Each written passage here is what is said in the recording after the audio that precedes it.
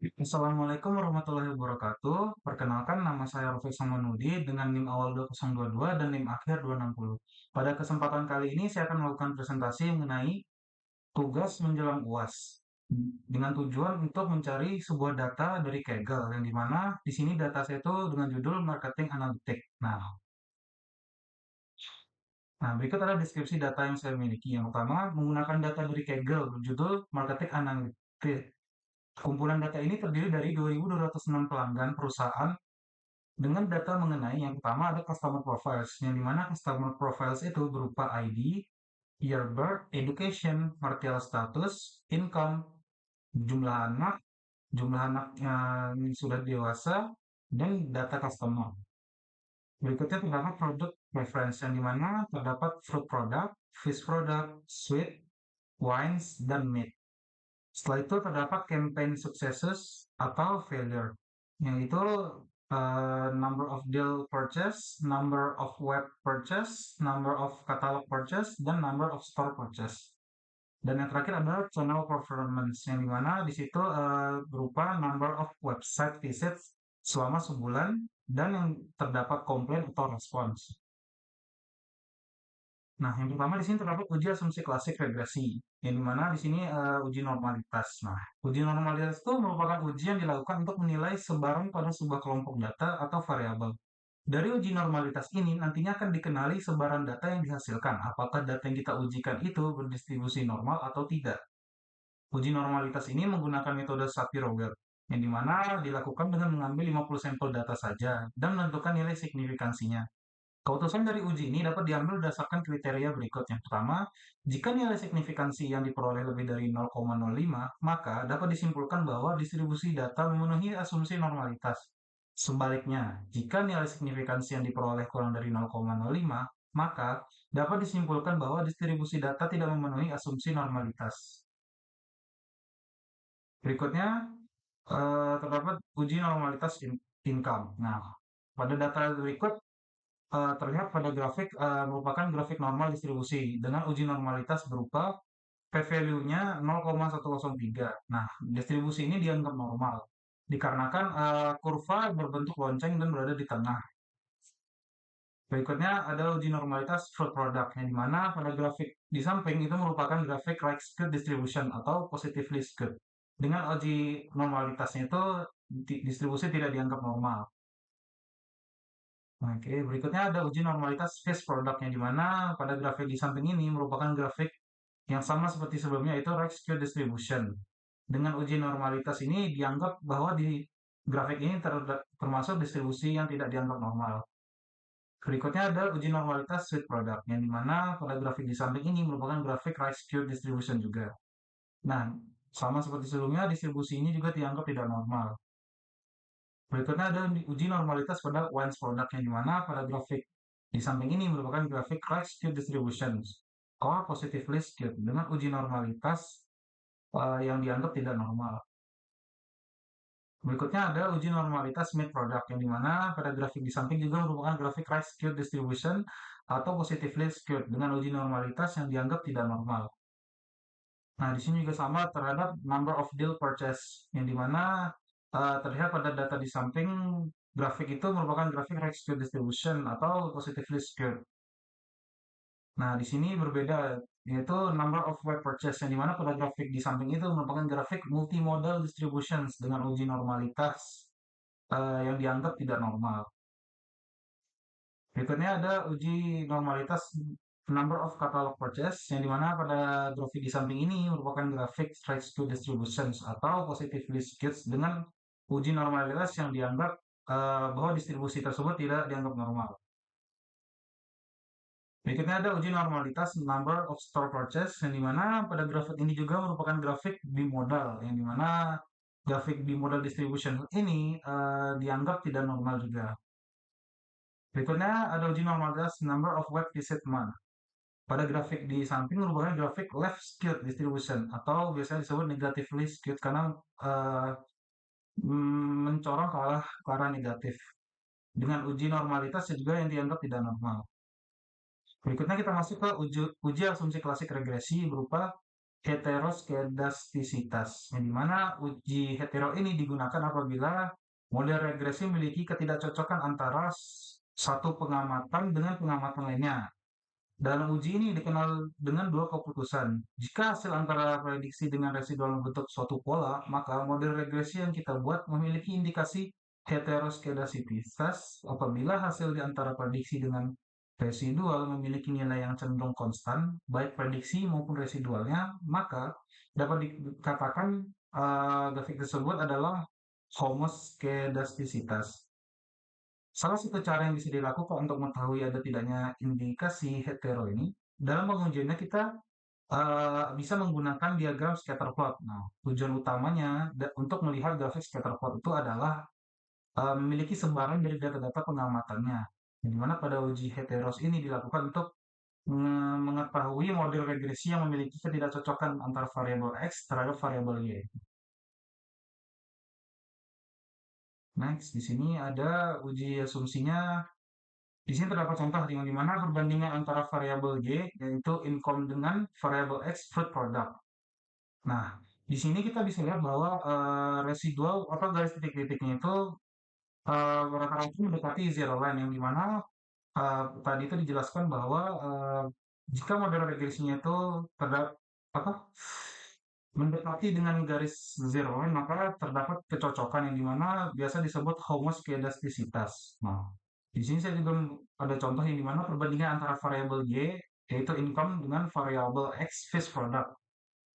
Nah, jadi uh, sebelumnya itu kan sudah menggunakan grafik scatter plot. Nah, di sini terdapat kode lain yang dimana pada kode ini kita dapat mengetahui langsung. Nah, misalkan di sini pada data di, di atas itu kita dapat diketahui bahwa setiap data X itu tersebar kan terlalu jauh dari zero line, yang dimana diketahui bahwa data X itu mengurangi data Y, yaitu regresi yang tidak mengalami hetero.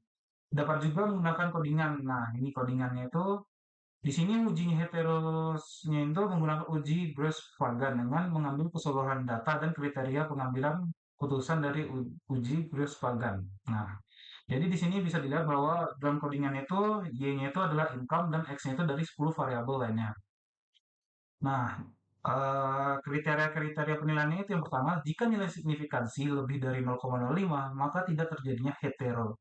Nah, namun jika nilai signifikansinya kurang dari 0,05, maka terjadinya hetero. Nah, jadi di sini bisa dilihat bahwa p-value-nya itu adalah 0,9. Maka di situ tidak termasuk hetero, ya, yang dimana 0,9 itu lebih besar dari 0,05. Maka tidak terjadinya hetero. Berikutnya ada uji asumsi klasik regresi, ya, atau autokorelasi. Autokorelasi sendiri adalah sebuah analisis statistik yang dilakukan untuk mengetahui adakah korelasi variabel yang ada di dalam model. Kriteria penilaiannya itu yang pertama, jika nilai D hingga W di bawah min 2, artinya terdapat autokorelasi positif. Berikutnya, jika nilai D sampai W-nya itu di antara min 2 sampai plus 2, artinya tidak terdapat autokorelasi. Dan yang terakhir, jika nilai D hingga W-nya di atas plus 2, artinya terdapat autokorelasi negatif.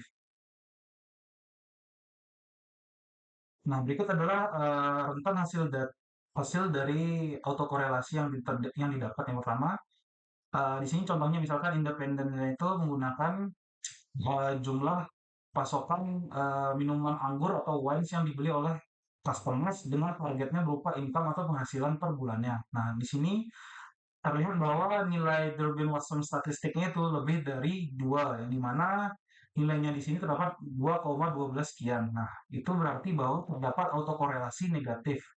Nah, contoh lainnya misalkan di sini independen yaitu mid product, yang dimana targetnya juga sama income. Nah, di sini nilainya itu adalah 1,9, yang dimana artinya bahwa nilainya itu di bawah 2. Maka tidak terdapat autokorelasi negatif. Nah, berikutnya adalah pemodelan regresi. Nah, di sini kita pertama diberikan tugas untuk melakukan secara manual, yaitu menggunakan Excel dengan cara mengambil 100 data dari 1000 data yang dipunya, ditambah dengan 5 variabel numerik saja. Di alat analisis menggunakan Excel, menggunakan rumus X dan inverse XY.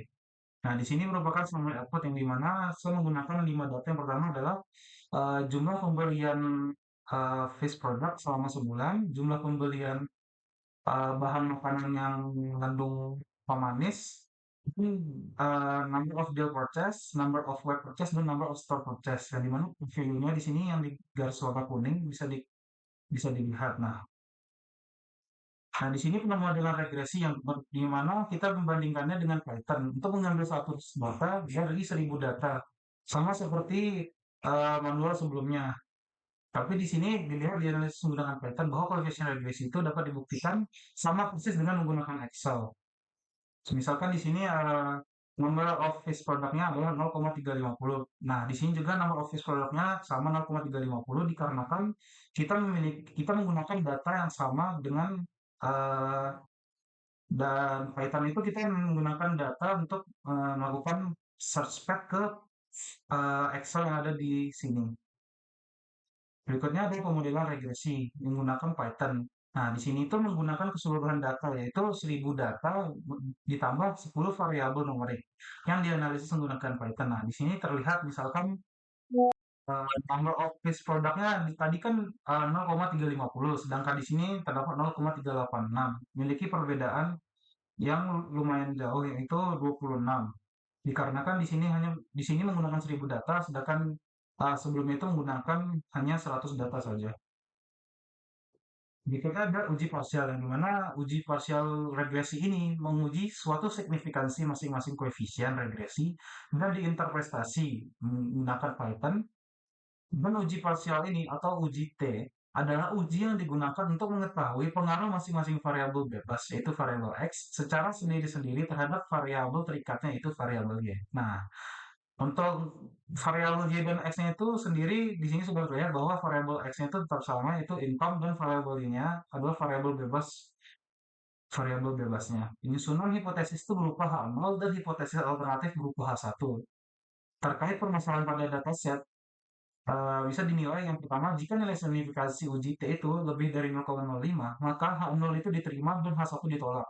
Artinya, tidak ada pengaruh antara variabel independen terhadap variabel dependennya. Melainkan di sini jika nilai signifikansinya uji T-nya itu kurang dari 0,05, maka H0 itu ditolak dan H1 diterima. Artinya, terdapat pengaruh antara variabel independen terhadap variabel dependen. Nah, di sini juga saya menggunakan alpha 0,05 karena data yang digunakan itu adalah non kesehatan. Berikutnya ada uji parsial, di mana dari data di samping ini bisa dilihat bahwa pengujian parsial ke 10 variabel itu terhadap variabel terikat terdapat 6 yang berpengaruh terhadap variabel Y, yaitu um, jumlah pembelian wines, meat product, web purchase, number of catalog, number of store purchase, dan number of visit month. Sedangkan untuk variabel lainnya tidak memiliki pengaruh. Dikarenakan di sini bisa dilihat bahwa UJT-nya itu lebih besar dari 0,05. Berikutnya uji simultan regresi, yang dimana biasa disebut uji F itu bertujuan untuk mencari apakah variabel independen itu secara bersama-sama atau simultan mempengaruhi sebuah variabel dependen. Uji simultan F ini digunakan untuk mengetahui ada atau tidaknya pengaruh secara bersama-sama atau simultan antara variabel independen terhadap variabel dependen. Berikut adalah variabel X dan Y yang digunakan sama seperti sebelumnya. Berikutnya ketentuan uji F yaitu yang pertama di sini sama juga ya seperti tadi yang dimana jika nilai F-nya itu 0,05 maka H0 itu ditolak dan H1 diterima. Artinya semua variabel independen atau bebas itu memiliki pengaruh signifikan terhadap variabel dependen atau terikatnya. Terdapat juga jika nilai signifikan F-nya itu lebih besar dari 0,05 maka H0 itu diterima dan H1 ditolak. Artinya semua variabel independen bebas itu tidak memiliki pengaruh secara signifikan terhadap variabel terikat itu sendiri. Nah, di sini hasil dari uji simultan regresinya. Diketahui bahwa probabilitas statistiknya itu dalam pengujian simultan itu nilai signifikansi F-nya itu adalah 0,00, di mana itu kurang dari 0,05. Dapat diartikan bahwa semua variabel independen itu memiliki pengaruh secara signifikan terhadap variabel dependen. Nah, berikutnya uji kebaikan model menggunakan R2 atau biasa disebut R-square. R-square sendiri itu merupakan suatu nilai yang memperlihatkan seberapa besar variabel bebas menggunakan variabel terikat.